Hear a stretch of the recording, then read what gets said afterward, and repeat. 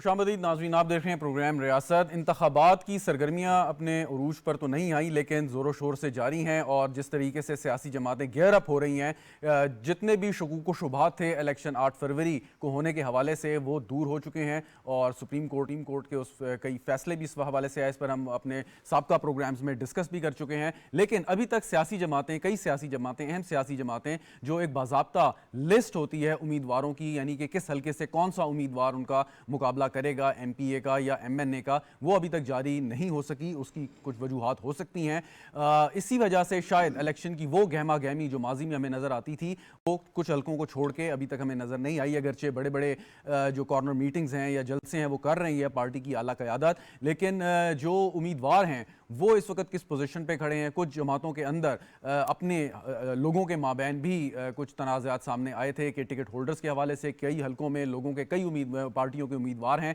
और हर एक शख्स की ख्वाहिश है कि उसको पार्टी का टिकट मिले, चाहे उसका ताल्लुक किसी भी जमात से हो। इसके साथ जो एक लेवल प्लेइंग फील्ड का एक इल्ज़ाम लगाया था एक सियासी जमात ने, वो भी तकरीबन ज़ाइल हो चुका है। इलेक्शन कमीशन की जो रिपोर्ट सुप्रीम कोर्ट में उन्होंने जमा कराई और उसके बाद सुप्रीम कोर्ट ने जिस तरीके से उस मामले को लेकर चले, अब आगे इलेक्शन की तैयारियों तक ये माहौल किस तरीके से रहेगा, बावजूद इसके कि एक कोशिश भी की गई सेनेट में कि इलेक्शन को जो दोबारा से तो ज़ेर अल्तवा किया जाए, लेकिन वो भी उस तरीके से कामयाब नहीं हुई, क्योंकि सेनेट की कोई भी करारदाद हो वो बाइंडिंग नहीं होती। और ये सिर्फ और सिर्फ जैसे अगले रोज़ वफाकी वज़ीर इत्तलात ने भी ये अपना बयान दिया कि ये इस्तेहकाक है, ज़िम्मेदारी है इलेक्शन कमीशन ऑफ पाकिस्तान की कि वो इलेक्शन किस तरीके से और कैसे कराते हैं, और जिसकी भरपूर यकीन दहानी वो पहले ही दिला चुके हैं कि इंतखाबात साफ़ और शफाफ होंगे। अगर किसी को एतराज़ है तो इस हवाले से वो अपने खदशात दूर कर सकता है। डिस्कस करते हैं, हमें ज्वाइन कर रहे हैं चौधरी मुसद्दमन साहब, पाकिस्तान तहरीक इंसाफ के रहनुमा है, रावलपिंडी से उम्मीदवार भी हैं। बहुत बहुत शुक्रिया आपका। मलिक शकील अवान साहब हमारे साथ मौजूद हैं, पाकिस्तान की मुस्लिम लीग नवाज़ के रहनुमा है, रावलपिंडी ही से ताल्लुक़ है और इलेक्शन की लड़ने की भी भरपूर तैयारी कर रहे हैं। आपको भी बहुत शुक्रिया। सोहेल इकबाल भट्टी साहब तज्ज़ियाकार हैं, हमारे साथ स्टूडियो में मौजूद हैं। सोहेल साहब thank you very much. Sharmila Farooqui साहिबा पाकिस्तान पीपल्स पार्टी की रहनुमा हैं और अगले इंतखाबात के बाद हम उम्मीद करेंगे कि कौमी असम्बली में भी आपको नजर आएंगी। शर्मिला फारूकी साहिबा आपका भी बहुत बहुत शुक्रिया। चौधरी मुसद्दिक साहब आपसे आगाज़ करता हूँ। आपकी जमात ने वो लिस्ट जारी नहीं की मेरे ख्याल में, अगर अभी तक की मेरी इत्तलात दुरुस्त हैं। अगर यहाँ तक आने तक अगर हो गई हो तो मैं कुछ कह नहीं सकता, तो वजह क्या है इसकी, इतना लेट क्यों हो गए? बिस्मिल्लाहिर्रहमानिर्रहीम।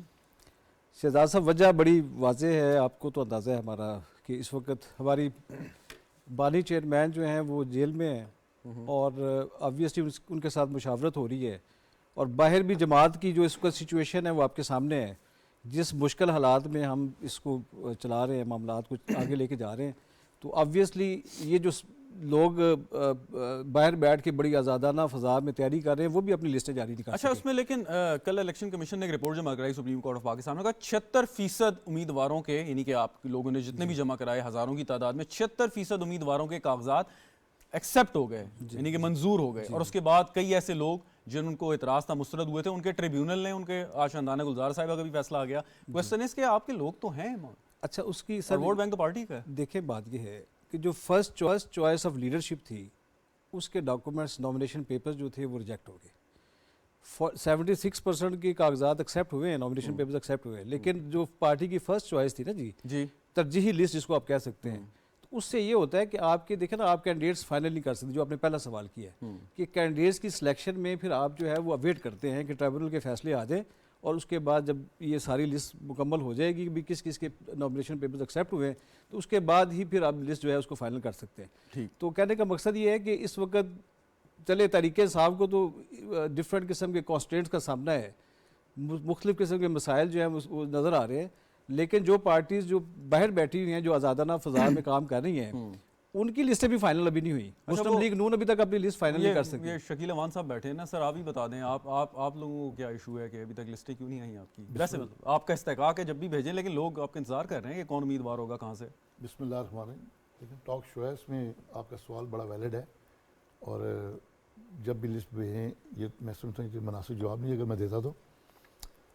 गुजारिश है कि इसमें कोई दो राय नहीं है कि पाकिस्तान मुस्लिम लीग नून आज भी कल की तरह इस मुल्क की सबसे बड़ी जमात है और हमने 24 दिन मुसलसल मुल्क की वाहिद जमात है जिसने हज़ारों लोगों से लाइव इंटरव्यू किया, जर्नलिस्ट को भी दावत दी, किसी पाबंदी लगाई हमारे साथ ये प्रॉब्लम थी कि हमने एक एक कायदे मतलब मियां नवाज शरीफ 4 साल बाद पाकिस्तान वापस लौटे, जी तो उन्होंने कहा था मैं एक एक शख्स से इंटरव्यू लूँगा ठीक। खुद, ताकि उसकी ख्वाहिश पूरी हो कि मैं अपनी बात कर सकूँ। एक गुजारिश। दूसरी बात है कि आपको पता है मुख्तलिफ, हम कोई ढकी छुपी बात तो नहीं कर रही, मुख्तलिफ जमातों से हमारे अलायंस होने की मुतवक्का था, चलने थे, सीट टू सीट होना था, या वो सारे मामला करने के बाद 13 तारीख को सिंबल अलाट होंगे, 10 तारीख तक हमारी भी लिस्ट आ जाएगी। और बाकी रहा सवाल ये कि हमारे किसी के देखे कागज़ रिजेक्ट नहीं हुए पीपल्स पार्टी की तरह, उनके भी किसी के कागज़ मुस्तरद नहीं हुए। एक अलमिया था पीटीआई के साथ कि पीटीआई ने सदर घूमने का, मेरा सियासी तौर पर बहुत लंबा अरसा गुजरा है हमारा ज़िंदगी का, एक अच्छे ख़ानदान के अच्छे शख्स हैं, मुझे सियासी कारकुन है। जब आप जराइम पेशा लोगों की टिकट की दरख्वास्तें जमा कराने की इजाज़त देंगे, जब 9 मई के लोगों को आप कहेंगे आप पेपर जमा कराओ, तो फिर ऑब्वियसली उनके साथ ये प्रॉब्लम तो होनी है कि वो उनके कागज़ रिजेक्ट हो रहे हैं, कुछ हो रहा है। अगर उसके बाद जब देखें अपनी अथॉरिटी के पास गए तो अक्सरियत के कागजात दोबारा मंजूर हो गए, जिसमें मेरा सियासी हरीफ है शेख रशीद, उनके रिजेक्ट हुए तो उन्होंने बल्कि मारी, उनके भी कागज मंजूर हो गए। अब रहा ये सवाल कि अभी तक जो माहौल बना है, अच्छा माहौल पे आते हैं, माहौल पे भी आते हैं, लेकिन सवाल है क्विकली, उसके बाद शर्मिला फारूकी साहिबा के पास जाता हूँ कि आपकी जमात तो बड़ी पुरानी जमात है, सारा पेपर वर्क आप करके रखते हैं, मियाँ साहब की भी वापसी हो गई थी, आपको पता था किस जमात के साथ आपने बैठना है, उम्मीदवारों की लिस्टें आपके सामने हैं। तहरीक इंसाफ के बारे में आप ये कह सकते हैं कि जी नई जमात है, शायद उनको उस तरीके से तजर्बा ना हो, लेकिन आप तो कितने इलेक्शन लड़ चुके हैं, तो ज़बानी याद होनी चाहिए चीज़ें आपको। नहीं गुजारिश है कि उसमें तो कोई दो राय नहीं ना। मैंने कहा हमारे पास एक एक सीट पे 22 लोगों ने, हमारी फीस भी सबसे ज़्यादा थी, 20 हज़ार रुपये पीटीआई मांग रही थी, हमारी 2-2 लाख रुपये फीस थी एप्लीकेंट बनने के लिए, ठीक, लाख और 2 लाख, इसलिए कि ये ना हो कि हर बंदा मजाक ही समझ ले। उसके बावजूद हमें 22 लोगों का एक एक सीट पे इंटरव्यू करना पड़ा, और कायदे मुताबिक के उस असूल के मुताबिक हमने हर को चांस दिए सिर्फ फीस जमा करा के। तो उस सेंस में अच्छा हमारा वाहिद पार्टी है जिसकी सारी लिस्टें मुकम्मल हैं, खाली हमने अनाउंसमेंट करनी है, तो अनाउंसमेंट करना 13 से पहले कभी भी कर दें आप। 13 से पहले करें। शर्मिला फारूकी साहिबा, तहरीक इंसाफ या पाकिस्तान मुस्लिम लीग नवाज़ का तो एक ये कहा जाता है अभी माजी करीब में भी और इस इलेक्शन में भी कि पंजाब की हद तक तो मद्दे मुकाबिल होंगी। पाकिस्तान पीपल्स पार्टी जो है वो पिछले कुछ इलेक्शन से पंजाब में उस तरीके से नज़र नहीं आई जो माजी में एक तुर्रा इम्तियाज़ होता था जमात का। इस दफ़ा पंजाब पे आपका क्या फोकस है कि अगर सिंध और केपी या बलूचिस्तान की बात बाद में करेंगे, लेकिन पंजाब के हवाले से मैं जानना चाहूँगा। जी शुक्रिया। देखिए जी, इस वक्त जिस तरीके से आपने शुरुआत में कहा कि इलेक्शन का आपको माहौल नज़र नहीं आ रहा। इलेक्शन हमने भी देखे हैं, इलेक्शन में होता था कि जनाब अब क्योंकि 1 माह रह गया है इलेक्शन से पहले, 1 माह से भी कम रह गया, अगर 8 तारीख को इलेक्शंस हैं जी तो उससे 2 दिन पहले इलेक्शन कैंपेन बंद हो जाती है। 1 माह से कम वक्त रह गया है, लेकिन कोई दूसरी जमात अपना मंशूर लेकर नहीं आई।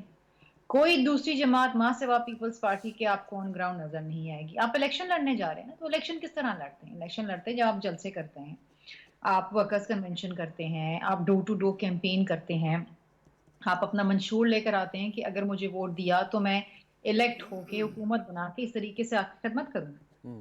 बिलावल भुट्टो जरदारी साहब ने जो 10 नुकाती एजेंडा दिया है उसमें वो आवाम के उन मसाइल की बात कर रहे हैं जो आज हर घर की ज़रूरत है, चाहे वो सेहत के हवाले से हो, चाहे वो नौकरियों के हवाले से हो, चाहे वो महंगाई के हवाले से हो, चाहे वो घर बनाने के हवाले से हो, चाहे वो बिजली के फ्री यूनिट्स के हवाले से हो। आज हर घर की ज़रूरत यही चीज़ है, एक आम आदमी की ज़रूरत यही है। यहाँ पर अगर आप देखें तो ये ड्राइंग रूम की सियासत हो रही है। वो जमात PMLN जो जिसकी बात आप कर रहे हैं कि जी पंजाब और ये पंजाब में पीपल्स पार्टी का क्या स्कोप है, तो ये जमात जो 125 सीटें जीतने का दावा कर रही है, उसने तो एक भी जलसा नहीं किया, एक भी वर्कर कन्वेंशन नहीं किया पंजाब में। ये मेल मिलाप, और फिर आपने कहा कि जी उनकी बड़ी स्ट्रेंथ है वहां पर, तो अगर इतनी स्ट्रेंथ थी तो फिर 15 साल बाद चौधरी शुजात के घर चल के जाने का क्या काम था? फिर IPP के साथ अलायंस बनाने का क्या मतलब है? अगर आपकी इतनी पजीराई है आवाम के अंदर, तो आपको तो सबसे पहले जो 4 साल से आपका नारा था वोट को इज्जत दो, तो वोट को इज्जत तो आप अपना ये पैगाम लेके आवाम पे तो जाएं। अब जब आप वतन वापस आ गए हैं तो आपका तो पहला काम है कि आवाम में घुल मिल जाएं, आपकी तो बड़ी पजीराई होनी चाहिए। लेकिन ये ड्राइंग रूम में बैठ के सीट एडजस्टमेंट अलायंसेस बना के ये कौन सी सियासत है, ये कौन सा इलेक्शन है जो आप लड़ने जा रहे हैं? मंशूर आप एक सवाल मैं पूछना चाहूँगा शर्मिला साहिबा के अलाइंसेस तो पीपल्स पार्टी भी बनाती है, माजी में भी बनाए हैं, तो उसमें कोई बुरी बात या मुज़ायका तो नहीं है अगर नून लीग किसी के साथ अलाइंस कर रही है? रजा साहब, मैं ये हरगिज नहीं कह रही हूँ उसमें बुरी बात है। मैं ये कह रही हूँ जो आपने जिससे प्रोग्राम शुरू किया जी जी। कि वो माहौल, वो गर्मा गर्मी, वो गहमा गहमी नजर नहीं आ रही इलेक्शन की, तो मैं ये तो कह रही हूँ पीपल्स पार्टी तो इलेक्शन लड़ रही है। पीपल्स पार्टी ने तो बलूचिस्तान में भी जलसे किए, पीपल्स पार्टी ने खैबर पख्तूनख्वा में भी किए, पीपल्स पार्टी ने तो सिंध में भी किए, पंजाब में बिलावल भुट्टो जरदारी साहब बैठे रहे, डोर टू डोर कैंपेन करी। लेकिन आप सेटिस्फाइड नहीं है कि ये अगर पॉलिटिकल इनएक्टिविटी है, इनएक्टिविटी है आप दीगर सियासी जमातों की, तो उसका तो सियासी फायदा आप ही की जमात को होगा अगर आप एक्टिव हैं, दीगर नहीं हैं। मेरे कहने का मतलब कुछ और है ना, वो मेरे कहने का मतलब शायद आप नहीं समझ पाए। मैं ये कहना चाह रही हूँ कि इलेक्शन लड़ते किस तरीके से हैं। इलेक्शन लड़ते हैं जब आप आवाम में जाते हैं अपना पैगाम लेके।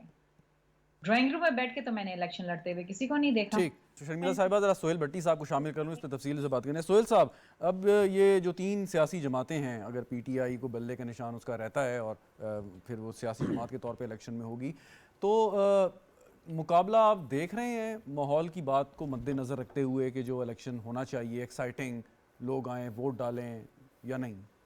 Sir thank you. देखिए, जहाँ तक पीटी की बात है, कल का दिन बड़ा अहम है मेरे ख्याल में। पेशावर हाई कोर्ट से भी एक्सपेक्ट कर रहे हैं पीटीआई के दोस्त कि वहाँ से कल अगर फैसला आ गया वो आज ही आ जाता अगर ये टाइम पे पहुँच जाते। जी एग्जैक्टली जी, बिल्कुल ऐसा। दिन में 2-3 मरतबा समाअत का ब्रेक भी हुई, एनी हो। तो कल देखते हैं कि क्या उनको वहाँ से रिलीफ मिलता या नहीं मिलता, और गालिबन सुप्रीम कोर्ट ऑफ पाकिस्तान में भी इसकी हियरिंग होनी है इस मामले की। तो पीटीआई की एक जो पॉलिटिकल पोजीशन है और जो उन्होंने स्ट्रगल कर रहे हैं, तो उनके लिए बल्ले का निशान और अपनी पार्टी टिकट के ऊपर इलेक्शन कॉन्टेस्ट करना ही इस वक्त सबसे बड़ा उनके लिए ना एक डू एंड डाई का एक पोजीशन बनी हुई है। तो पहला तो उसको उस फेज से उन्होंने निकलना है। और अभी इस वक्त इस्लामाबाद के अंदर ही जब हम प्रोग्राम कर रहे हैं, तो इस वक्त उनके सेक्रेटेरिएट के बाहर विद इन पार्टी बहुत से ना एक क्रैक्स पड़ चुके हैं। तो विद इन पार्टी एक नया सिलसिला शुरू हो गया कि वो पार्टी के ऊपर संगीन किस्म के इल्ज़ाम तराशियाँ हो रही हैं कि पीटीआई के कुछ लोग जो पीटीआई के लोग छोड़ के जा चुके हैं, उन्हें और बिलखसूस जहांगीर तरीन, इमरान खान, अलीम खान को स्ट्रेंथन कर रहे हैं। ये पीटीआई के अंदर से लोग इस वक्त बार वहाँ मुजाहरे कर रहे हैं। तो एक तो खुद पार्टी एक बहुत से चैलेंजेस का सामना है उसको, और उसके बाद जिस तरीके से उनके बानी के खिलाफ केसेस आगे बढ़ रहे हैं, और जो सबसे संगीन केसेस हैं बहुत फास्ट ट्रैक के ऊपर कंक्लूड होने जा रहे हैं, और ये एक्सपेक्ट किया जा रहा है कि रवा माह के आखिर में शायद 2 मजीद केसेस के अंदर उनकी कन्विक्शन हो जाए। तो उनके लिए तो बहुत चैलेंजिंग सिचुएशन है। अब जहाँ तक हम बात कर रहे हैं कि इलेक्शन की मोमेंटम नहीं बन पा रहा, और जिस तरफ शर्मिला फरूकी साहबा ने भी तवज्जो दिलाई हमारी, देखिए नून लीग की बात करें तो हर जमात अब इस वक्त डिफरेंट इलेक्शन हो रहे हैं माजी के सालों के मुकाबले में। एक तो ये वजह थी कि जब कौमी असम्बली अपनी तहलील हुई, उसके बाद हल्का बंदी की वजह से बहुत ज़्यादा टाइम मिला, उसकी एक वो रीज़न थी। लेकिन इस दौरान अगर आप देखें तो नून लीग ने ना वक्ती तौर के ऊपर अपने आप को एक गेयर अप किया, उन्होंने कुछ जलसे किए और उसके बाद वो अपनी डिफरेंट स्ट्रेटजी पर चले गए। और जो पीपल्स पार्टी ने अच्छे शो किए खैबर पख्तूनख्वा में, बलोचिस्तान में, पंजाब में भी मुसलसल ज़रदारी साहब और बिलावल भुट्टो ने डेरे डाले हुए हैं। लेकिन वीकेंड के ऊपर आपको अच्छा खासा पॉलिटिकल मोमेंटम बनता दिखाई देगा, जो शायद कुछ पीपल्स पार्टी वाले लोगों को भी सरप्राइज मिलना शुरू हो। जिस तरीके से आपको पॉलिटिकल सियासी के हवाले से बात कर रहे हैं जी एग्जैक्टली, पंजाब के अंदर जो बड़ा शो होगा ज़ाहिर है नून लीग करेगी, आईपीपी करेगी, उसके बाद पीपल्स पार्टी ने भी प्लान किए हुए हैं, तो काफ़ी सरप्राइज मिलेगा। अगरचे की पीपल्स पार्टी मुसलसल पुश कर रही है, बिलावल भुट्टो भी बराह रास्त नवाज शरीफ साहब को वो प्रवोक कर रहे हैं कि कुछ स्टेटमेंट आए, कुछ फ्लेवर डेवलप हो। लेकिन मेरे ख्याल में वीकेंड के ऊपर अच्छी खासी एक मोमेंटम बन जाएगा। एक वजह यह है कि टिकट्स का भी डिसाइड होने, वो अनाउंसमेंट वीकेंड तक का वेट कर रहे हैं।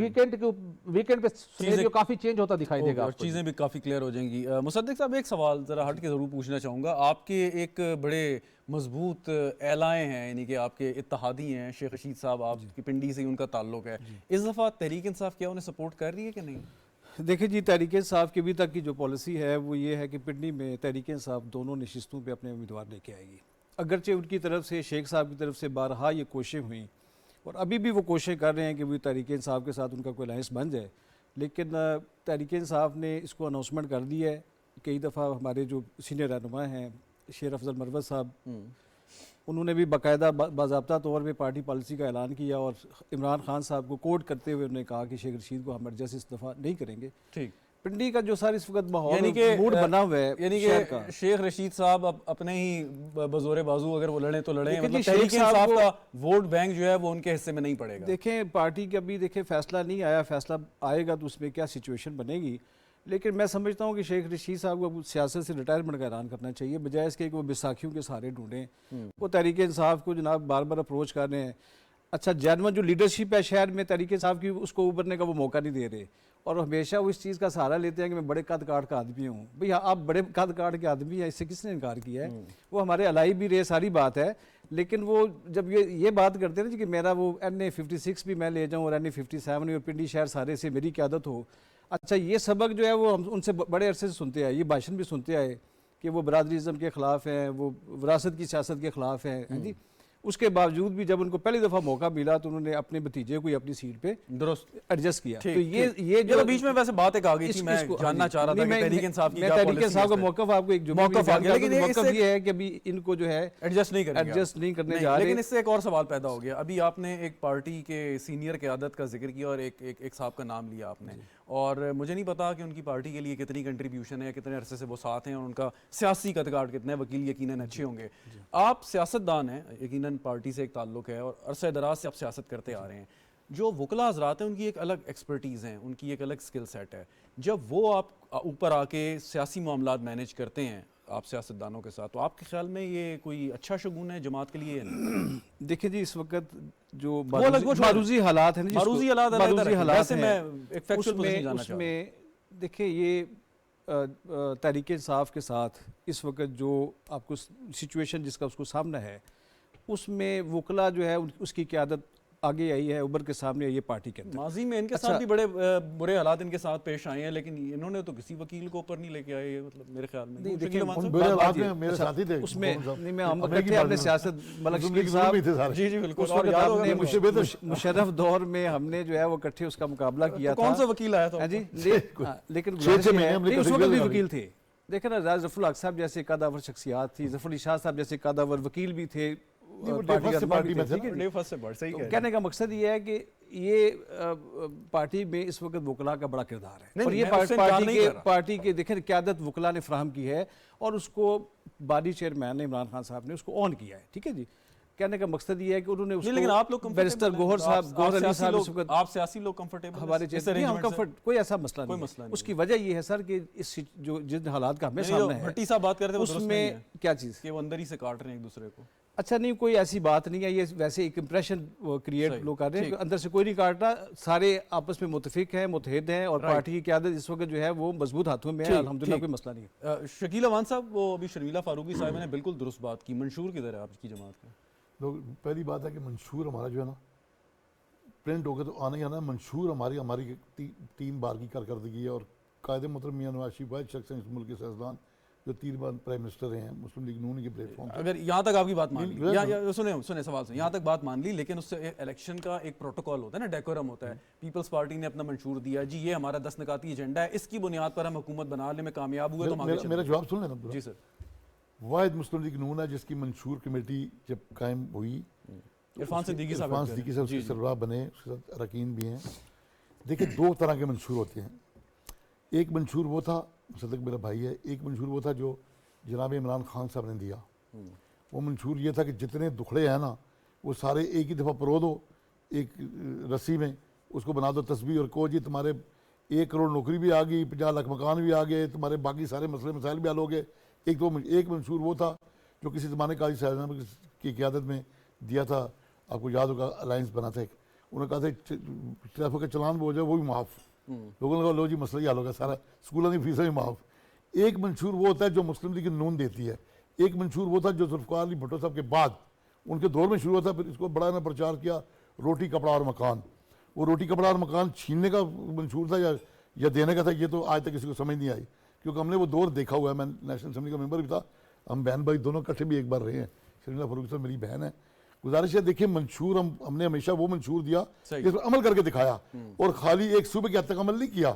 ठीक है ना, सिंध में शायद अमल हुआ क्योंकि मैं सिंध में आना जाना नहीं होता, बाकी तो पीपल्स पार्टी का मंशूर कहाँ, जो पिछला मंशूर था उस पर कहाँ अमल हुआ है, या आगे जो मंशूर है, बस ये मंशूर पे तो तब अमल दरामद होगा ना जब आप हुकूमत बनाने में कामयाब थोड़ी दफा बनाई है। 2008 में बनाई उन्होंने, और जो इंतखाबी इस्लाहत की वो बहुत बड़ा क्रेडिट जाता है उनकी जमात। देखिए मैं गुजारिश करूं, सॉरी जो कॉन्स्टिट्यूशनल जो उसमें हम दोनों कोलिशन थे, उसमें मेरा भी हाथ खड़ा था 18वीं तरमीम में, बिल्कुल मैं भी मेंबर था। सही। मैं गुजारिश कर रहा हूँ कि जब हम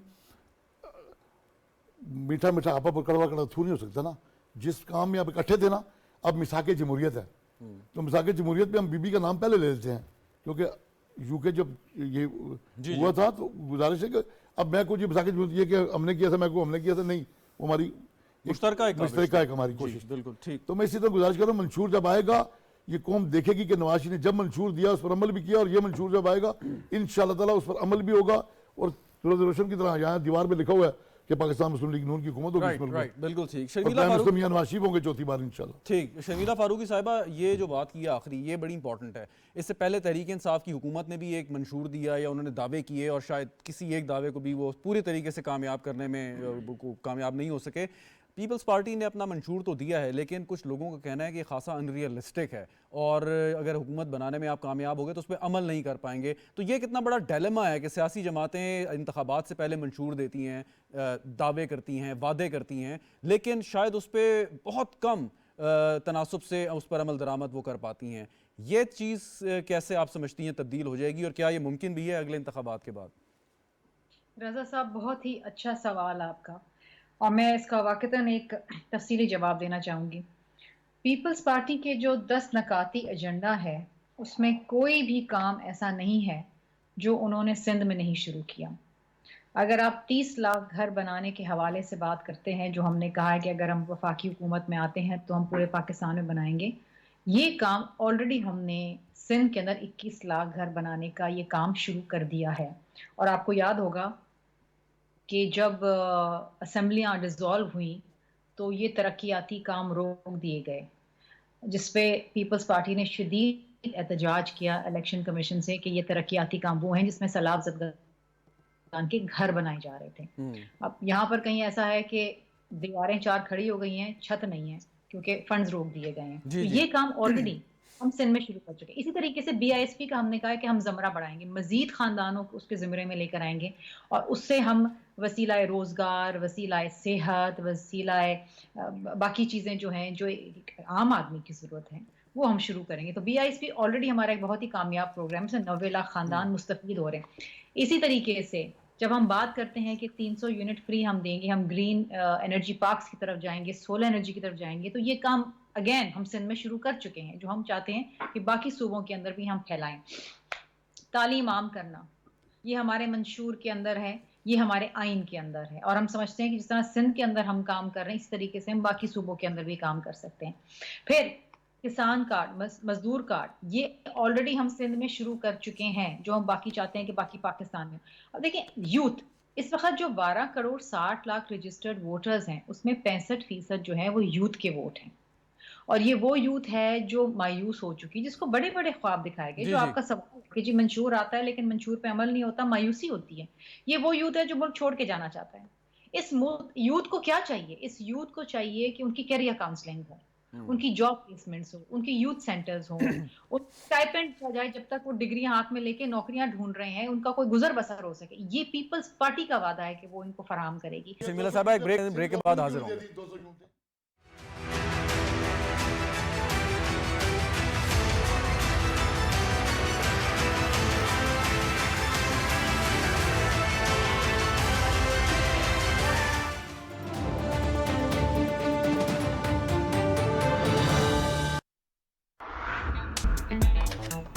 कैश की जरूरत हो तो पूरा करता है मेरा पेपाक कार्ड। जानी और माली तहफ्फुज़ देता है मेरा पेपाक कार्ड। अपने बैंक से पेपाक डेबिट कार्ड नाम लेकर तलब करें। चूज होप, चूज पेपाक। CDA कमर्शियल प्लॉट्स का नीलाम आम 10, 11, 12 जनवरी Gandhara hall, F9 park, Islamabad की प्राइम लोकेशंस पर वाक़े मुख्तलिफ कैटेगरीज के प्लॉट्स, जिनमें मराकज़, blue area, park road, hotels, petrol pumps, shopping centres, apartments, अस्पताल, INT सेंटर्स और एग्रो फार्म्स शामिल हैं। फुल पेमेंट पर 10% रियायत, डॉलर में अदायगी पर 5% मजीद रियायत। ब्रोशर्स के लिए CDA 1 window direct rate G72 के अलावा बैंकों की नामजद ब्रांचेस पर राब्ता करें। मजीद तफसीलात के लिए हमारी वेबसाइट विजिट करें। CDA।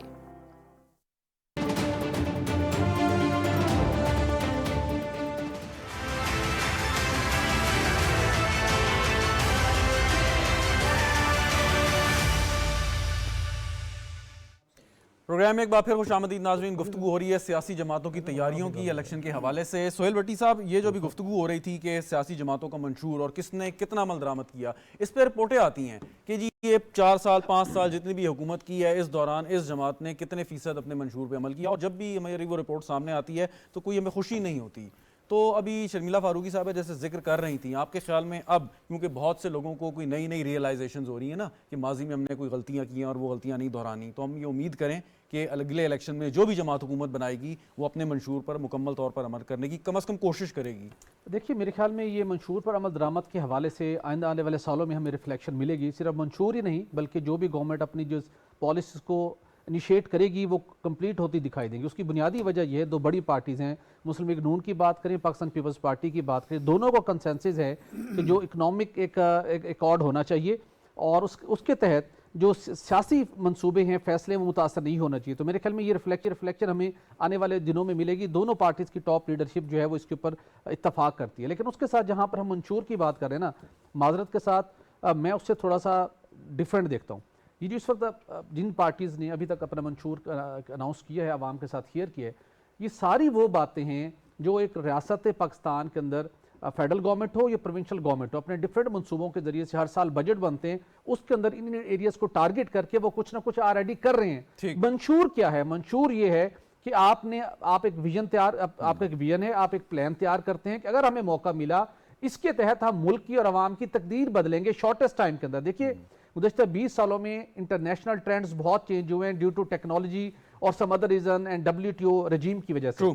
हमें किस चीज़ की ज़रूरत है? हमें फास्ट पेस के ऊपर इकोनॉमिक ग्रोथ की ज़रूरत है, हमें 5 या 6% GDP ग्रोथ की ज़रूरत है, हमें मेड इन पाकिस्तान प्रोडक्शन की ज़रूरत है, हमें इंडस्ट्रियलाइजेशन की ज़रूरत है, हमें मेगा ऐसे मनसूबों। देखिए, हमारे यहाँ जो एजुकेशन का जो बजट है, जो पॉलिसीज़ इंप्लीमेंटेड हैं, चीज़ें ग्रेजुअली आगे बढ़ रही हैं।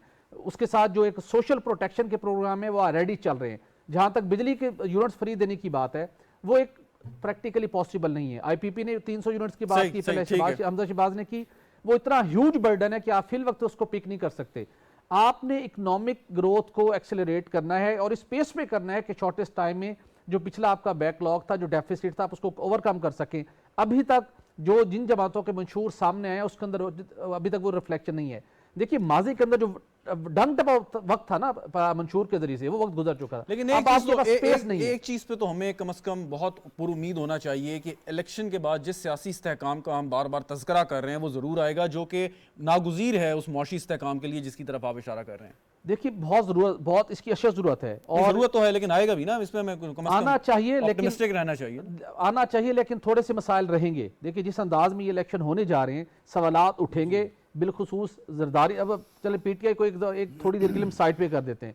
पीपल्स पार्टी ने जो रिफ्लेक्शन अभी से पीपल्स पार्टी ने रिफ्लेक्शन दी है, जरदारी साहब डिफरेंट एग्जों को पोलिटिकली वो प्रोजेक्ट कर रहे हैं। बिलावल भुट्टो बिल्कुल डिफरेंट लाइन के ऊपर है और एग्रेसिव मूड में लग रहे हैं। एक बात और कि माजी में भी पीपल्स पार्टी अगर इलेक्शन हारी है या जैसे शर्मिला साहिबा कह रही थी उनके साथ ज्यादती हुई है, उन्होंने कभी भी इलेक्शन के नताइज से उस तरीके से इनकार नहीं किया कि हम असेंबली में नहीं जाएंगे, नहीं बैठेंगे, खेलने नहीं देंगे। तो कम से कम उन्होंने कोएग्जिस्ट किया, ये तो क्रेडिट देना चाहिए। ये बिल्कुल क्रेडिट देना चाहिए। लेकिन इस दफा हम देख रहे हैं जो बिलावल भुट्टो इस वक्त लीडिंग रोल के अंदर है, जिस रिफ्लेक्शन की, इस पोलिटिकल अप्रोच को वो शो कर रहे हैं, अग्रेसिव हैं और वो कुछ ना कुछ वो फ्यूचर के लिए डिफरेंट एंगल से अटेम्प्ट कर रहे हैं, क्योंकि उनके माइंड के अंदर है कि इस दफा प्राइम मिनिस्टरशिप या फेडरल गवर्नमेंट हमारे पास होनी चाहिए और वो पीपल्स पार्टी को अनफॉर्चुनेटली नजर नहीं आ रही। तो वो मेरे ख्याल में ट्रिगर करेगी सिचुएशन। मुसद्दिक साहब, अब आपकी जमात यानी 2018 से पहले जब आप अपनी इंतखाबी मुहिम चला रहे थे तो बहुत बातें आपने की कि 100 दिन में आप करप्शन खत्म करेंगे, उसके साथ कोई 1 करोड़ नौकरियां देंगे, 50 लाख घर बनाएंगे, और भी उसमें काफ़ी सारी बातें थी जो आपने उसमें की।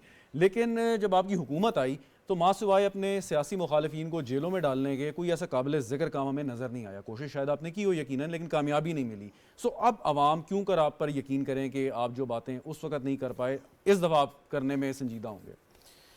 देखिए रज़ा भाई, बात यह है कि तहरीक इंसाफ ने अपनी पूरी कोशिश की और तहरीक इंसाफ का दौर जो 3.25 साल का था, उसमें तहरीक इंसाफ ने बेहतरीन कारकर्दगी का मुजाहरा किया और अपने जो वादे थे, इंतहाबी वादे थे, जो मैनिफेस्टो था, उस पर अमल दरामद करने की पूरी तरह कोशिश की। उसकी वजह ये है, लेकिन फिर हमें उस वक्त देखें, उस वक्त आप ये भी ज़हन में रखिए कि तहरीक इंसाफ के 3.25 साल में, 3.5 साल में 2 साल का अरसा जो है वो कोरोना का दौर गुजरा और कोरोना के अंदर दुनिया सारी की मीशत जो थी वो बैठ गई। पाकिस्तान की वाहिद मीशत थी जो कि कोरोना के दौरान भी जो है वो परफॉर्म करती रही, और जब तहरीक इंसाफ की हुकूमत ख़त्म की गई उस वक्त 6% पे आपका GDP ग्रोथ जा रहा था, और आपकी एक्सपोर्ट जो थी वो 30 अरब डॉलर से ऊपर चली गई, फॉरेन रिमिटेंसेस जो थी वो 30 अरब डॉलर से ऊपर चली गई। ठीक है जी, एक फेथ था, एक एतमाद था लोगों का जो कि तहरीक इंसाफ के ऊपर था। सोहेल भट्टी साहब भी बैठे हैं, वो फिगर्स बहुत अच्छी तरह जानते हैं, मैं उस पर आपको डिस्प्यूट नहीं करना चाहता। मेरा सवाल सिर्फ ये है कि आपने जो बातें की, मतलब चलें घरों की मिसाल ले लें, नौकरियों की ले लें, वो आपने नहीं की। एहतसाब का नारा आप लगा के आए थे, वो आपने बड़ी ज़बरदस्त तरीके से नहीं जेलों में डाल के किया, लेकिन अनफॉर्चुनेटली किसी भी शख्स को उस तरह सज़ा नहीं आप दिलवा सके कि बाकी कौम कहती है कि जी अदालत से सज़ा हुई तो हमें मुजरिम कह देना शुरू कर दें। उसमें देखें बात यह है कि जो एहतसाब का निज़ाम है पाकिस्तान में वो बड़ा वीक एक सिस्टम है सारा। इसको असर नो जो है इस एहतसाब के निज़ाम को जो है वो ठीक करने की ज़रूरत है। जैसे उन्होंने अभी शकील भाई ने बात की उसकी कि बड़ा टाइम होता है सर, मैं आपसे अर्ज़ करता हूँ, आप क्यों नहीं लेकिन नैब के अदारे को मिसाक जमहूरियत में तय किया गया कि नैब के अदारे को ख़त्म किया जाएगा, लेकिन पीपल्स पार्टी की पहले हुकूमत आई, इसमें नैब का अदारा ख़त्म नहीं हुआ। मुस्लिम लीग नून 5 साल बरसे इक़्तिदार, इसमें नैब के अदारे को ख़त्म नहीं किया गया। किसी ने जो है अपने दौर में ये कोशिश नहीं की कि नैब की जगह पे एक आज़ादाना एहतसाब का अदारा जो है वजूद में। आप अपने 4 साल दौरे देखिए जी, मैं समझता हूँ, मैं ज़रूरत देखें जिस चीज़ की ज़रूरत है उसकी बात करनी चाहिए। मैं समझता हूँ कि इस वक्त पाकिस्तान में आज़ादाना एहतसाब के हवाले से एक आपको इंडिपेंडेंट एक अदारे की ज़रूरत है। एक आप उसका अदारा बनाएं ताकि लोगों का एहतसाब ऐसा हो कि जो कि एहतसाब होता हुआ नजर आए। मुसद्दिक साहब, किसी भी चीज़ को आप आइसोलेशन में नहीं देखते ना। आप जब आप बात करते हैं ज़रूरत है तो यकीनन ज़रूरत है, लेकिन क्या आपके पौने 4 साल दौर में ये एहतसाब का निज़ाम वाकई बहुत साफ शफाफ चल रहा था? आपने तो एसेट रिकवरी यूनिट भी बनाया था, वो साहब मैं ऐसी बात नहीं करना चाहता। बात यह है कि ये पाकिस्तान में ये रुझान भी ख़त्म होना चाहिए। आपको गलतियों का एतराफ़ भी करना चाहिए, आपको इस्लाह की बात भी करनी चाहिए। हम ये समझते हैं जो हमारी वीकनेसेस वहाँ पे रहीं, जो हमसे गलतियाँ हुई, उसकी इस्लाह होनी चाहिए और आगे बढ़ना चाहिए आपको, ताकि इस मुल्क के अंदर जो है इस्तेकाम, जैसे इस्तेकाम की बात होती है, ये बड़ी पॉजिटिव सोच है। लोग उम्मीद करेंगे कि ये सोच ऊपर अभी भी देखें, अभी इस वक्त जो इकोनॉमिस्ट का मजमून है उसमें अच्छा तो सोच नजर नहीं आती। नहीं सर, मसला ये है कि जब आपकी हुकूमत आती है, जब ये पाकिस्तान का एक बड़े मसाइल में से एक मसला ये है कि आप मीठा मीठा हापा कड़वा कड़वा थू करते हैं। जब आप कंफर्टेबल जोन में होते हैं तो आपकी चीज़ें नजरियात और तरह के होते हैं, जब आप अपोजिशन में आ जाते हैं तो आप और तरह की बातें करते हैं। तो ये इस चीज़ को खत्म होना चाहिए और मुस्बत तरीके से इस मुल्क को आगे जाना चाहिए। आपसे बेहतर ये चीज़ कौन जानता है कि जब आप अपोजिशन में होते हैं तो आपकी इदारों के हवाले से, आइन के हवाले से, नज़रियात के हवाले से सोच बिल्कुल मुख्तलिफ होती है। जो ही आप आयल के दूसरी तरफ आते हैं तो सोच तब्दील हो जाती है। ऐसा क्यों होता है? देखिए, गुजारिश है कि जब भी कभी किसी ने तनकीद की ना सोच तब्दील होने की, तो सोच हमारी चलती है, हम खासतन अवामी जमात हैं। जब जो पब्लिक इंटरेस्ट में काम नहीं होगा, उसके पीछे बड़ी से बड़ी ताकत होगी। मियाँ नवाज शरीफ हमेशा कौम के लिए, इस वतन में बसने वाले 24 करोड़ जो हो गए, जो 18 करोड़ थे, उनकी खातिर हम हमेशा टकराए हैं। कोई अदारा हो या बड़ी से बड़ी सीसा पलाई दीवार, हमने टक्कर लाजमी मारी है आवाम के लिए। मैं आप इससे पहले मैं आपको छोटी सी बात आपसे 2 मिनट लेकर वक्त जी देखिए, गुजारिश है कि बात हो रही थी मंशूर की। मंशूर किसे कहते हैं? 2 छोटी सी मिसालें दूंगा। मंशूर ये होता है कि जब नवाज शरीफ ने, शहबाज शरीफ साहब ने कहा ना कि पंजाब के अंधेरे हम ख़त्म करेंगे, जब 18 घंटे की लोड शेडिंग पीस पार्टी में विरसे में दे के चली गई थी, और सारे कहते थे कि शहबाज शरीफ ने क्या कि गलती की है, कि ये हमसे मुमकिन नहीं है। फिर कौम ने देखा कि हमने पंजाब में बिजली के कारखाने लगाकर 18 घंटे की लोड शेडिंग ख़त्म करके बिजली को सरप्लस किया। ठीक है, ये इसको कहते हैं मंशूर। और मेरे भाई ने भी बात सी पैक से लेकर कौन सी बातें करूँ, इतना टाइम नहीं है कि मैं अपनी कारकर्दगी बयान कर सकूँ। फिर मेरे भाई ने भी बात की ना कि हमें कोरोना टकर गया। और कोरोना तो पूरी दुनिया को टकरा ना, हमें तो आप टकर गए 2014 में। आपने प्राइम मिनिस्टर हाउस के बाहर सलवारें टांगी, सुप्रीम कोर्ट के गेटों पर भी टांग दी, और प्राइम मिनिस्टर हाउस के बाद महामैन की गालियाँ दी। कौन सा काम हमसे नहीं किया? उसके बावजूद जब 2017 में मियाँ नवाज शरीफ नहीं थका, उस शख्स ने काम करके दिखाया। और जब देखा उन्होंने कि मुस्लिम लीग नून का ग्राफ तो जा रहा है आसमान की तरफ, ये तो आसमान छुएगा, उसके बाद क्या हुआ कि हम पे ये बेटे से तनख्वाह नहीं ली, ठीक बहाने लगाकर मियाँ नवाज शरीफ को उतारना पड़ गया। उसके बाद अगर चेयरमैन उसकी न्याय अदारे की बात हुई, पीटीआई की तरफ से मेरे भाई ने कहा एहतसाब दिखता नजर आना चाहिए। चेयरमैन नैब को आपने टूल बनाकर के तौर पर इस्तेमाल किया, चेयरमैन नायब तो 4 साल 3 साल आपके पाँव से नहीं उठा, और जो फिर एहतसाब आपने किया, शायद खान अब्बासी पार्टी में नाराजगी में होती है। मैं आज उससे मिसाल देनी शुरू कर दूँ, आज तक भुगत रहा है वो LNG वाला, क्या निकाला आपने उसमें से? कोई $12 की आज भी लेकिन यहाँ पे उनकी एक बात बड़ी वैलिड है मुसद्दिक साहब की, कि आप जब दो जमातों ने फैसला किया कि एहतसाब के निज़ाम को बेहतर बनाना है, इदारा ख़त्म करना है, नहीं करना है, एक अलग बहस है, तो आप कर देते।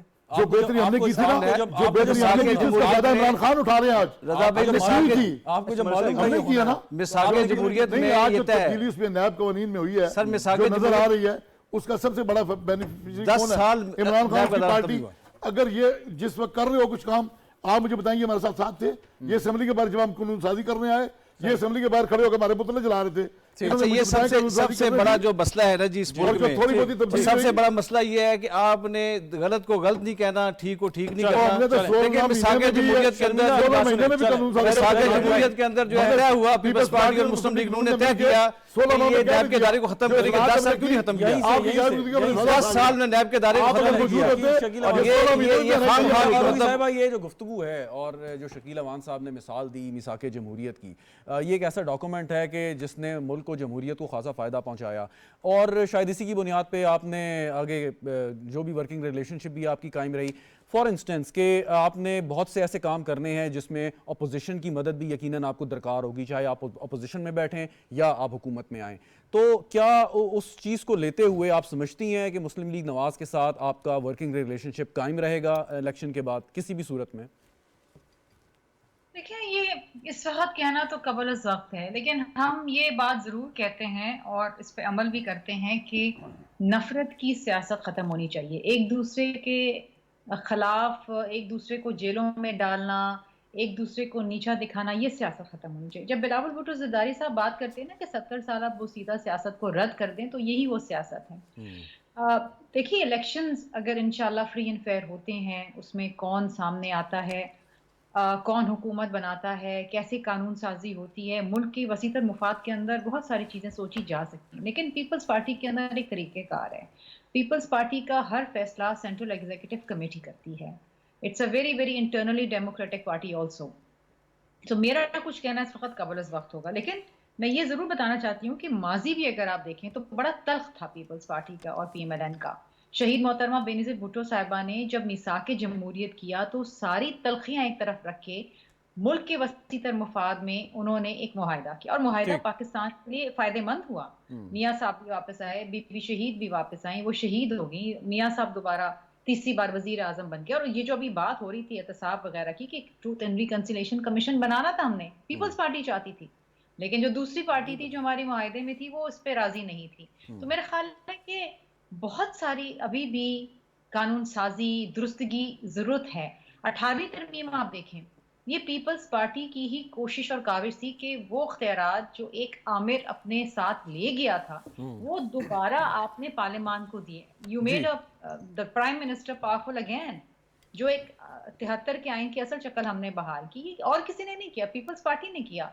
PDM में सारी जमातों को साथ इकट्ठे करना जिनकी मुख्तलिफ आइडियोलॉजीज हैं, मुख्तलिफ मंशूर हैं, उनको साथ बैठाना मुल्क के वसीतर मफाद में, पीपल्स पार्टी को क्रेडिट जाता है। तो ये वो चीज़ें हैं जो पीपल्स पार्टी करती है। We believe in consensus politics, हम यकीन करते हैं कि सबको साथ लेके चलना है, कंसेंसस डेवलप करें हर इशू पे, चाहे वो नेशनल इशू हो चाहे वो इंटरनेशनल इशू। हम बात करें स्वात में, आपको ऑपरेशन याद होगा, जब स्वात में ऑपरेशन करने जा रहे थे तो पार्लियामान के अंदर ये मामला लाया, पार्लियामान ने इसको डिस्कस किया, पूरी कौम उस ऑपरेशन के पीछे थी। वो बिल्कुल, आप एक सवाल कर लूं यहाँ पे, अभी एहतसाब की काफ़ी बात हो रही थी, अगेन बात वही है कि इलेक्शन से पहले सियासी जमातें दावा कर रही हैं, करती आई भी हैं, अपोजिशन में रह के सियासी जमातों का एहतसाब के निज़ाम के हवाले से बड़ा मुख्तलिफ रवैया होता है, लेकिन जब हुकूमत में आती है तो वो तब्दील हो जाता है। सो इस दफ़ा हम कैसे ये उम्मीद रखें सियासी जमातों से, अगर वो हुकूमत बनाने में कोई भी जमात कामयाब हुई तो उसका वही रवैया होगा जो अपोजिशन में रहते हुए या इंतखाबात से पहले होता है, या वही सोच होगी और वो इम्प्लीमेंट भी होगी? देखिए जी, माजी बहुत बड़ा आईना होता है। आप पीपल्स पार्टी के बारे में मैं कह सकती हूँ, मुझे बाकी जमातों का तो नहीं था, PTI ने तो हर किसी को जेल में डाल दिया था। पीपल्स पार्टी के दौर में 2008 से लेकर 2013 कोई भी सियासी कैदी नहीं था। हमने तो फांसी के ऊपर भी मॉरेटोरियम लगा दिया था, हम तो उसमें भी बिलीव नहीं करते। पीपल्स पार्टी अगर इक़्तिदार में आती है जी। तो एक इंडिपेंडेंट, एक अनबाइस्ड इदारा होगा जो इत्तेसाब करना चाहिए। इस मुल्क के अंदर एक वॉचडॉग होना चाहिए, लेकिन उसको सियासी इंतकामी कार्रवाइयों के लिए इस्तेमाल करना गलत है। उस इदारे की साख भी मुतासर होती है और लोगों का एतबार भी उठ जाता है। तो पीपल्स पार्टी यही बात कर रही है कि वो सियासत को तर्क कर दो। ठीक। वो जो 70 साल सियासत है, जहां आप जेलों में अपने मुखालफिन को डाल के खुश होते हैं, तालियां बजाते हैं, वो खत्म कर दें। ये होता रहा है माजी में, लेकिन पीपल्स पार्टी ये नहीं करती, ना ही करना चाहती है। राइट। भट्टी साहब, एक सवाल यहाँ पे ज़रूर बनता है कि अभी हर जमात का एक दावा है कि हम 2/3 अक्सरियत ले लेंगे या हम इंतखाबात जीत जाएंगे, हुकूमत बनाने में कामयाब हो जाएंगे।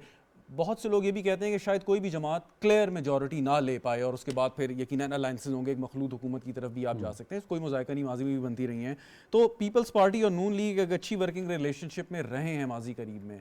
सो आपका ख्याल है, बावजूद इसके रहनुमा कुछ भी कहते रहें, लेकिन अगर कोई ऐसी सूरत हाल आई तो ये दो जमातें हमें इकट्ठी नज़र आएंगी दोबारा?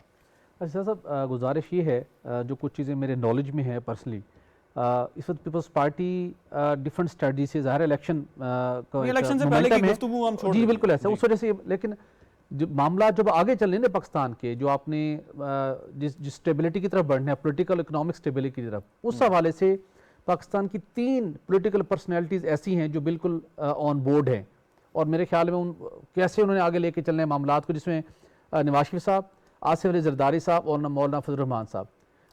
ये इन तीनों शख्सियात को बहुत क्लैरिटी है कि हमने आगे कैसे चलने हैं। बाकी उन्होंने अपनी अपनी टीम्स को दिए हुए फ्री हैंड दिए हुए कि ठीक है, आप मामलात को एक पॉलिटिकल मोमेंटम बिल्ड होने, आप उस तरीके से मामलात को आगे लेके चलें। दूसरी बात यह है कि जो इस वक्त जो हम बात करें ना कि जो मुश्किल हो पाएगी, इस वक्त हर इलेक्शन से पहले एक सियासी माहौल बनता है, फ़ज़ा चलती है, दूसरे हम यार हवा चल पड़ी है। इस वक्त जो हवा चली हुई है, सारे उस एंगल से चीज़ों को देखने की कोशिश कर रहे हैं। रिजल्ट ऐसे भी हो सकते हैं जैसे हम एक्सपेक्ट कर रहे हैं, जैसे अभी दिखाई दे रहे हैं, लेकिन कुछ सरप्राइज भी मिल सकते हैं। दोनों सूरतों के अंदर मेरी ज़ाती राय ये है कि पीपल्स पार्टी के अंदर ये एक राय मौजूद है कि आगे सेटअप कैसे चलना है, क्योंकि दोनों को रियलाइजेशन है कि हमने पॉलिटिकल और इकोनॉमिक स्टेबिलिटी लेके आनी। और नवाज शरीफ साहब और जरदारी साहब, मेरे ख्याल में वो उनकी बहुत सी चीज़ें पहले से तय हुई हैं, उस वक्त तय हुई हैं जब वो नवाज शरीफ साहब लंदन में मौजूद थे। पीपल्स पार्टी हो गई हैं, मेरे ख्याल में चीज़ें क्लैरिटी है जरदारी साहब और नवाज शरीफ साहब के लेवल के ऊपर कि मतलब किस किस्म का नतीजा है तो हमारी कैसी वर्किंग रिलेशनशिप। एग्जैक्टली। और ऑब्जेक्टिव दोनों का मेरे ख्याल में एक है कि जो आगे ये बड़ा क्रिटिकल, फर्स्ट टाइम ये इलेक्शन भी बड़े क्रिटिकल है और मुल्क जहां पहुंचा हुआ है, इस मुल्क को इस नहर से निकालने के लिए, इस खाई से निकालने के लिए मेरे ख्याल में ये बड़ा डिफरेंट बिहेव करके आगे एक आखिरी सवाल वेरी क्विकली, आपकी जो जमात है उसके जो भी सरबराह हैं उन्होंने कहा कि जी चाहे हालात कोई भी हम बाइकआउट नहीं करेंगे। इसका मतलब है आप इलेक्शन लड़ेंगे, इलेक्शन लड़ने के बाद चाहे सिंबल मिलता है नहीं मिलता, आप असेंबलियों में भी हमें नजर आएंगे। तो एक्सपेक्ट क्या कर रहे हैं कि आपने यकीनन कोई टारगेट रखा होगा कि इतनी तादाद हम लेने में कामयाब होंगे? पहली बात यह है, जैसे अभी बात हुई, भट्टी साहब ने बात की सियासी इस्तेहकाम की बात, वेरी क्विकली। जी हाँ, तो सियासी इस्तेहकाम के लिए पहले बहुत ज़रूरत यह है कि तहरीक इंसाफ को लेवल प्लेइंग फील्ड दी जाए। ठीक, चलिए बल्ले का इंतहाबी निशान जो है, ये तो देखिए अदालत का मामला है, बहस नहीं करते। जी हाँ, नहीं उसमें अदालत से कल फैसला आ जाएगा। आपके वकील ही नहीं जाते अदालत में, तो क्या बल्ले के इंतहाबी निशान कल अभी फैसला पेशावर हाई कोर्ट से आ जाएगा, ना आया तो कल सुप्रीम कोर्ट से फैसला आ जाएगा। जज साहब बुलाते रहे, आप लोग गए नहीं? वो उसमें अली जफर साहब पहुंच गए, फिर समाअत हुई, पूरा दिन लगा उसमें। कहने का मकसद टारगेट क्या है, कितनी सीटों का टारगेट आपने रखा? टारगेट ये है, इस वक्त साफ दिखाई दे रहा है, नविश्ता दीवार है, तहरीक इंसाफ की फतह यकीनी है। Pakistan is heading towards soft revolution, नरम इनकलाब की तरफ पाकिस्तान बढ़ रहा है। वोट के जरिए इनकलाब आएगा और इसमें जो है वो तहरीक इंसाफ और तहरीक इंसाफ को रोकने की सारी कोशिश नाकाम होगी। मैं शर्मिला बहन को मुखातब करके बताऊंगा कि देखें, इस मुल्क में जब भी जिक्र आएगा जमहूरियत का तो मिसाक जमहूरियत को कोई नहीं भूल सकेगा। और उसमें एक मिसाल हम दोनों को चाहिए हम दिया करें कि जब खोखर हाउस के पास मियां नवाज शरीफ पर हमला होता है और उसके बाद बीबी शहीद हॉस्पिटल पहुंच जाती हैं, तो नवाज शरीफ ये इसके बावजूद कि तमाम इंतजामिया कहती है कि आप ना जाएं, अभी तो आप पे हमला हुआ है, और कादे मतलब मियां नवाज शरीफ सेंट्रल हॉस्पिटल में पहुंचे होते, इसका नाम BBH रख दिया बाद में हमने, बेनज़ीर भुट्टो शहीद, और वहाँ पहुँचते हैं। ये मिसाक जमहूरियत का ही सम्राट थे और ये मिसाक जमहूरियत के सम्राट थे कि 80 अरब रुपये बेनज़ीर इनकम को हमने 400 अरब कर दिया। रह गया ये सवाल कि 400 अरब रुपया हमारे दौरे में हुआ, 360 अरब रुपये हमने किया। नहीं आपने किया, आपने कहा, लेकिन ये 360 बहुत शुक्रिया आपका मुसद्दिक साहब, शकील अवान साहब, भट्टी साहब, शर्मिला फारूकी साहिबा हमारे साथ। नाज़रीन, गुफ्तगू आपने सुनी, प्रोग्राम देखने का आपका भी शुक्रिया। इजाज़त दीजिए, खुदा हाफ़िज़।